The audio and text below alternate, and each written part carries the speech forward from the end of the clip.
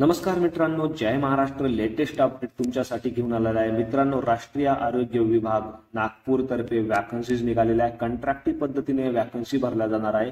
त्यासाठी जे संकेतस्थळ या ठिकाणी दिले आहे, संकेतस्थळावरती जाऊन तुम्हाला अर्जाचा नमुना डाउनलोड करायचा आहे आणि या नमुना बरोबर तो भरून तुम्हाला जाहिरातीमध्ये जे कागदपत्र दिले ते सर्व कागदपत्रे सेल्फ अटेस्टेड करून तुम्हाला समक्ष किंवा रजिस्टर पोस्टाने किंवा कुरिअरने ते पाठवायचे आहे.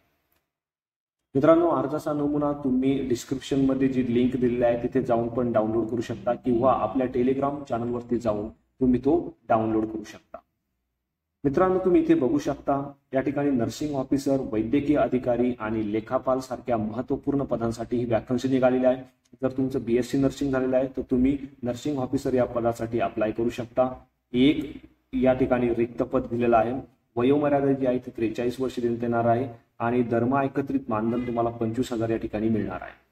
दुसरी जी पोस्ट आहे वैद्यकीय अधिकारी, या ठिकाणी तुमचे MBBS किंवा BMS झाला असावं आणि 50 वर्षपर्यंत या ठिकाणी वयोमर्यादा दिलेली आहे. 28,000 रुपये इतकं दरमहा एकत्रित मानधन तुम्हाला या पदासाठी दिलं जाणार आहे. तिसरी जी पोस्ट आहे लेखापाल ही पोस्ट आहे. टोटल एक पोस्ट दिलेली आहे, म्हणजे एक वॅकन्सीज आहे.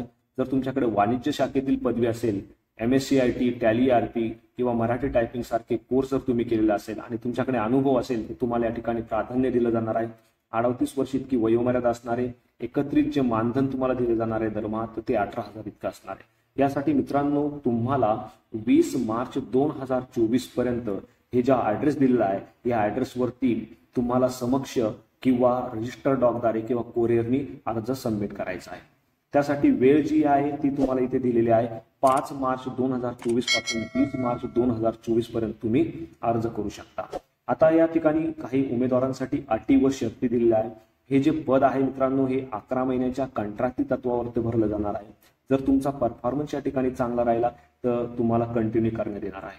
यामध्ये जे खुल्या प्रवर्गातील उमेदवार आहेत त्यांच्यासाठी 150 रुपये आणि राखीव प्रवर्गातील उमेदवारांसाठी 100 रुपयेचा DD काढणं आवश्यक आहे. तो DD तुम्हाला deputy director of health service Nagpur order deduction या नावाने काढायचा आहे आणि तो राष्ट्रीयकृत बँकेचा असावा आणि हा जो DD आहे हा तुम्हाला अर्जासोबत जोडायचा आहे. त्यानंतर मित्रांनो तुम्ही इथे बघू शकता हे जे पद आहे हे पूर्णपणे कंत्राटी पद्धतीवरती आहे. मित्रांनो, या ठिकाणी अर्ज पूर्ण भरल्यानंतर हे जे कागदपत्रे इथे दिलेले आहे हे कागदपत्रे तुम्हाला या कागदपत्रांची झेरॉक्स काढून ते तुम्हाला सेल्फ अटेस्टेड करून अर्जासोबत जोडायचे आहे. इथे बघू शकता जर तुम्हाला एकापेक्षा जास्त पदांसाठी अप्लाय करायचं असेल तर तुम्हाला स्वतंत्र अर्ज करणं आवश्यक आहे. त्याचबरोबर स्वतंत्र DD तुम्हाला या ठिकाणी जोडायचं आहे. जर तुमच्याकडे काही अनुभव असेल तर अनुभवाचे जी कागदपत्रे आहेत ती तुम्हाला या ठिकाणी जोडणं आवश्यक आहे. या व्यतिरिक्त अर्जदार आहे त्या अर्जदार कोणताही फौजदारी गुन्हा दाखल झालेला नसावा आणि अर्जदार हा महाराष्ट्र राज्याचा रहिवासी असणं आवश्यक आहे.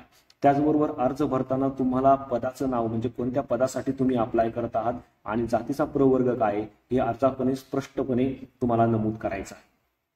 त्यानंतर मित्रांनो तुम्ही इथे बघू शकता जाहिरातीच्या दिवशी सदर पदासाठी तुमची कमाल वयोमर्यादा म्हणजे अराखीव प्रवर्गासाठी 38 वर्ष असणार आहे आणि राखीव प्रवर्गासाठी यामध्ये वयाची शिथिलता दिलेली आहे म्हणजे 43 वर्ष इतकी असणार आहे.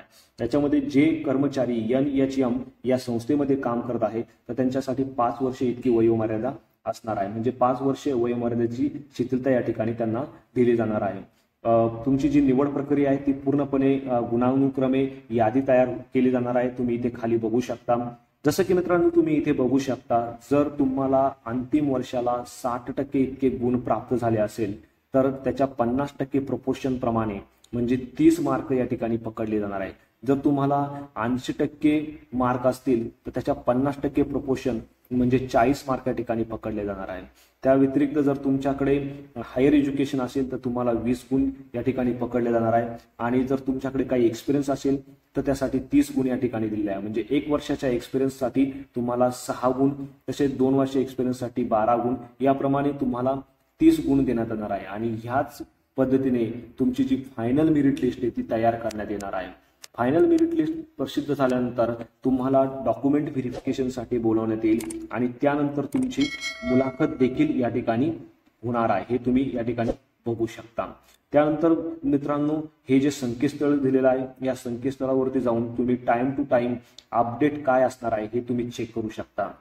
या व्यतिरिक्त तुम्ही इथे बघू शकता अर्जाचा नमुना दिलेला आहे, याचे तुम्हाला प्रिंट घेऊन तो भरून त्याच्याबरोबर जे जाहिरातीमध्ये मेन्शन केलेले डॉक्युमेंट आहेत ते तुम्हाला अटॅच करून डीडी काढून तो डीडी तुम्हाला अटॅच करून जे ऍड्रेस मेन्शन केलेला आहे त्या ऍड्रेसवरती तुम्हाला समक्ष जाऊन किंवा बाय पोस्ट तुम्हाला तो पाठवायचा आहे. यामध्ये पदाचं नाव असेल, पद स्थापना, कार्यक्षेत्र असेल, हा संपूर्ण तुम्हाला या ठिकाणी भरायचा आहे. आणि मित्रांनो, हा अर्ज भरताना जर तुम्हाला काही प्रॉब्लेम आला, काही इश्यू आला तर तुम्ही कमेंटमध्ये विचारू शकता.